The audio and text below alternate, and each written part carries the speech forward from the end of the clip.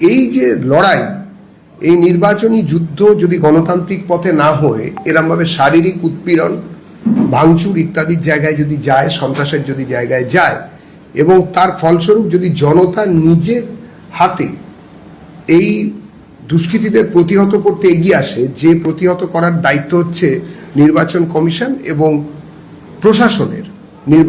নির্বাচন কমিশনের সঙ্গে যারা কাজ করবেন তাদের, সেক্ষেত্রে ভারতীয় জনতা পার্টি একথা বলতে বাধ্য থাকবে যে পুরো ঘটনাটাই তৃণমূলের প্ররোচনায় হয়েছে এবং তার সঙ্গে তৃণমূল আশ্রিত বা তৃণমূলের দ্বারা অনুপ্রাণিত পুলিশের একাংশ, যারা এখনো পর্যন্ত নির্বাচন কমিশনের কোনো রকম নির্দেশের আওতায় সেইভাবে আসেনি দেখতে পাচ্ছি আমরা, তারাই দায় দায়িত্ব নিতে হবে, তারাই থাকবে। এবং এরপরে কোনো ঘটনা ঘটলে তার জন্য বিজেপিকে দায়ী করা যাবে না। আমরা আবারও বলছি, বহু ক্ষেত্রে আমরা জানি গণতন্ত্রে ভোট একটি উৎসব, নির্বাচন একটি উৎসব।